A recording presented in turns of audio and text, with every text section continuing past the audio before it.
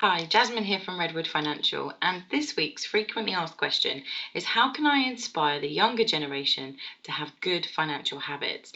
It's a really interesting question and one that's very close to my heart as I have a 2-year-old little boy at home who, again, I'm going to want to make sure I instill good financial habits in him. So, what can parents do? What can grandparents do to really have a meaningful impact in this area? Because children aren't educated about good money management at school, it's not on the curriculum, and we find that often they end up leaving education, going into their first jobs or apprenticeships, and they don't actually have any clue how to manage a wage, their salary, the importance of paying into a pension, or anything like that. So, how can you kind of help instill those good financial habits? Well, first of all, I think you have to lead by example.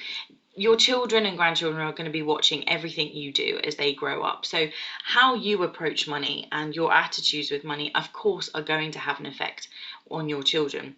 If they see you budgeting, spending wisely, not using credit cards and debt to make purchases that you can't afford, that's obviously going to instill in them the importance of money. The other thing I think that's really popular amongst a lot of parents and a lot of forums and groups now is to really help them get a sense of money and the value of money from a young age. Instead of just giving them pocket money for the sake of giving them pocket money, most of us realize now that you normally get your child to do some kind of chores or work around the house in return for pocket money. So they're already learning the fact that money doesn't grow on trees, we have to work for it normally to get it. But how can you then take that a step further? So what I find is really useful is encouraging your children with their pocket money not to spend it all at once and to have the practice and the habit of saving half of it for later and spending half of it now. You can even actually have a little investment account set up for them where you could show them every week or every month half of their pocket money going into that and building up to a bigger pot. And what that's teaching them is that they can enjoy some of that pocket money now on things that they want now, that instant pleasure, that instant gratification, perhaps a new toy or something.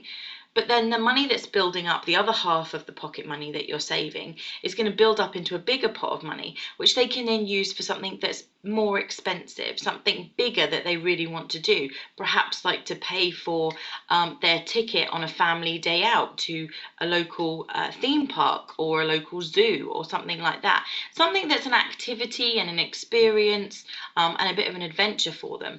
But it'll be really useful for them to see the benefit of not just simply spending everything they get with their pocket money, but actually seeing it grow and build, and how that bigger pot of pocket money can now be put to something that's really special and in really good use. And it's that financial habit that's going to teach in them and instill in them to not live month to month, to not live paycheck to paycheck, and the importance then of saving both for a rainy day as well as enjoying the salary that they've got now.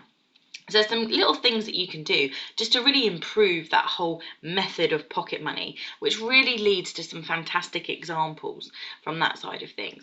Of course, you can also help them on their way by setting them up things like their own pensions and junior ISAs, and parents and grandparents can contribute into them. And again, involve them in the discussions. Let them see how their junior ISA and their pensions are building up, so that when they turn 18 and they start maybe having a part-time job for the first time, actually they can then take over the management of their pension and their junior ISA, and they can then continue that theme of adding into it and building that wealth.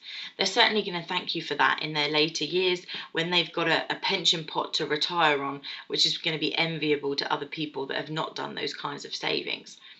Now, obviously, we could get into a load of other detail about how you can instill good financial habits in the younger generation. There's also lots of great books out there as well that you can use to introduce the concept of money and good financial habits with young ones as well. So you could always check those out too. We've written an article and a blog on this on our website, so you can always check that out for more information as well.